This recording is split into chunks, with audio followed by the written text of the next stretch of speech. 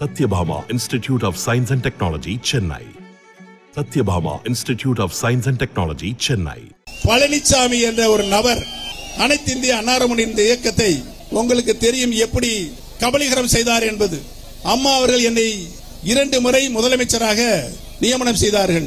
3ஆம் முறையாக மாண்புமிகு சின்னம்மா அவர்கள் தான் என்னை முதலமைச்சராக நியமனம் செய்தார்கள். என்னை நியமனம் செய்த அம்மா அவர்களும் சின்னம்மா அவர்களும் கேட்டார்கள், கொடுத்து விட்டேன். ஆனால் பழனிசாமி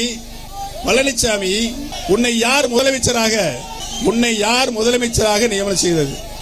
யார் முதலமைச்சராக உன்னை நியமனம் செய்தது? ஆனா அவர் ஒரு விஷயத்தை ஒத்துருக்காரு. என்னன்னா, அவர் பல தியாகங்கள் செய்து படிப்படியா நடந்து வந்து ஊர்ந்து போய் நான் முதலமைச்சராக பதவிக்கு வந்தேன்னு சொல்றார். உண்மையிலேயே பழனிசாமி ஊர்ந்து போய் சின்னம்மா அவர்கள் காலில் விழுந்து பதவியை பெற்றார் என்பதுதான் நாடறிந்த உண்மை.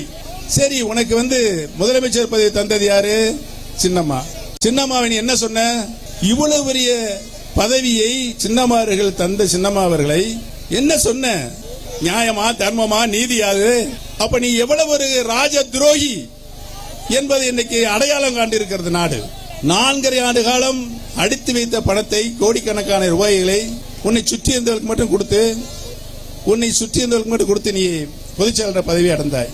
பதவியை பெற்று தந்த சின்னம்மா அவர்களுக்கு செஞ்ச துரோகம், டிடி சாருக்கு செஞ்ச துரோகத்தின் காரணமாக அந்த துரோகியை நாட்டை விட்டு இல்ல, அரசியல் விட்டு விரட்டுகின்ற இயக்கமாகத்தான் அம்மா மக்கள் முன்னேற்ற கழகம் தோற்றுவிக்கப்பட்டது என்பதனை இங்கு தெரிவித்துக் கொள்ள கடமைப்பட்டிருக்கிறேன்.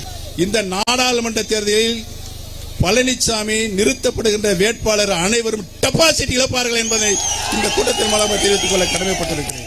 சரித்திரம் படைத்த அனைத்து அண்ணா முன்னேற்ற கழகத்தினை பல பிரிவுகளாக, கூறுகளாக பிரித்த ராஜ துரோகி பழனிசாமியை நாங்கள் எந்த காலத்திலும் எந்த தேர்தலிலும் வெற்றியடை செய்ய விட மாட்டோம் என்று மக்களும் நம்முடைய தொண்டர்களும் இன்றைக்கு வெகுண்டெழுந்திருக்கின்றார்கள். ஆக பழனிசாமி இல்லாத அதிமுக மீண்டும் உருவாகும் என்பதனை இந்த கூட்டத்தின் மூலமாக தெரிவித்துக் கொள்ள கடமைப்பட்டிருக்கிறேன். நான் ஆரம்பிச்சிருக்கு தர்ம யுத்தம், நீங்க இப்ப ஆரம்பிச்சிருக்கும் போது தர்ம போர்.